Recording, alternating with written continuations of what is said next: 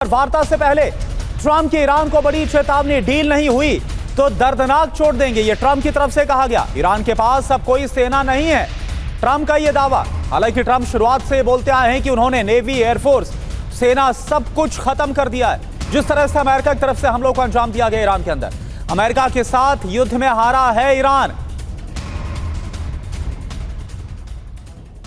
और एक और बड़ी खबर, वार्ता से पहले मुस्तफा खामनेई का बड़ा ऐलान, अमेरिका से जंग में हमारी जीत हुई है। मुस्तफा खामनेई की तरफ से यह कहा गया है, झूठे वादे करने वालों से सावधान रहे, मिसाइल सेना पर समझौता हम नहीं करने वाले, यानी ना मिसाइल ना ही सेना को लेकर होर्मुज पर बेहतर प्रबंधन बनाने की भी कोशिश है ईरान की तरफ से। तो देखिए, दोनों तरफ से यह कहा जा रहा है कि जीत उसकी हुई है जो 40 दिन तक युद्ध चला है। और इसके बाद एक तरफ ट्रंप को आपने सुना जो इस बात का दावा कर रहे हैं कि अमेरिका जीता, मुस्तफा खामनेई बोल रहे हैं कि ईरान की जीत हुई है। और साथ साथ ईरान का स्टैंड भी ये क्लियर है कि जो यूरेनियम का संवर्धन है उस पर भी वो कोई समझौता नहीं करने वाला।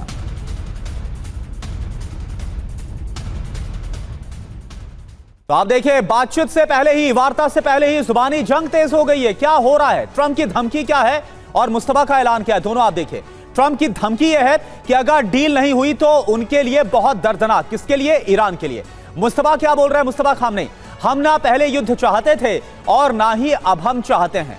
ट्रंप क्या बोल रहे हैं, बैठक में ईरानी नेता अलग बोलते हैं और बाहर आकर कुछ अलग बयान देते हैं, यानी विरोधाभास होता है। लेकिन मुस्तफा खामनेई क्या बोल रहे हैं, ईरान पर हमला करने वालों को हम छोड़ने वाले नहीं, यानी कि दोनों तरफ से जो इरादे हैं वो जंगी ही नजर आ रहे हैं। ट्रंप की धमकी क्या है, ईरान हार चुका है, शर्तों पर सहमत होना ही होगा, यानी ईरान की हार हुई है, ये क्लेम कर रहे हैं। मुस्तफा का ऐलान क्या है, हम अपने अधिकारों को नहीं छोड़ने वाले, फिर चाहे वो सेना हो, होर्मुज हो या फिर मिसाइल और परमाणु कार्यक्रम। ट्रंप की धमकी क्या है, लेबनान में इजराइल को हमले करने के लिए कहा गया है।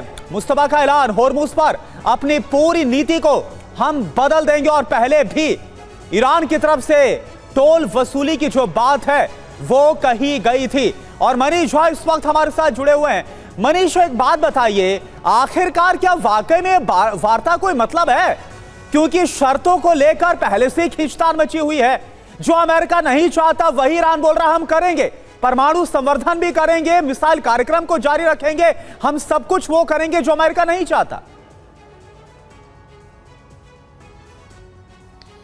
देखिए, राष्ट्रपति ट्रंप और व्हाइट हाउस की प्रवक्ता दोनों ने तो यही कहा है कि ईरान पब्लिकली कुछ और बोल रहा है और प्राइवेट मैसेज वो अलग दे रहा है कि भाई मुझे मारिए मत और आप जो कहेंगे हम बात मान लेंगे और एक ठीक ठाक सा डील आपके साथ करने को हम तैयार हैं।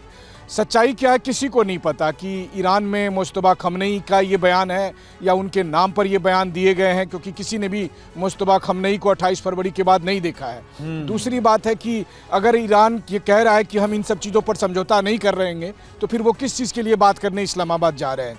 और तीसरी बात यह है कि सीज फायर से एक दिन पहले तक तो ईरान ये कह रहा था कि हम सीज फायर नहीं करेंगे, हमें अस्थायी समाधान चाहिए, ये गारंटी चाहिए कि दोबारा कभी ईरान पर हमला नहीं होगा।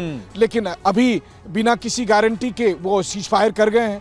तो अब सच क्या है, ईरान भी सच नहीं बोल रहा लगता है और अमेरिका भी सच नहीं बोल रहा। बेसिकली ये दोनों मिलकर पूरी दुनिया को बेवकूफ़ बना रहे हैं और इस तरीके से दिखा रहे हैं कि हमारे बीच में अभी भी वही स्थिति है, हम जीत गए।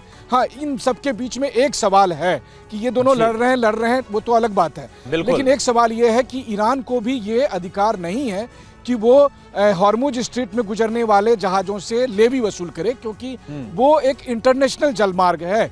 तो फिर अगर वो लेवी वसूलता है तो ये अमेरिका या ईरान, इजराइल के खिलाफ नहीं बल्कि आप पूरी दुनिया के खिलाफ एक्शन ले रहे हैं। आपको किसने यह हक दे दिया कि आप अंतर्राष्ट्रीय जलमार्ग में जहाज से टैक्स वसूलेंगे? और अगर यही काम बाकी देश करने लगे तब क्या होगा?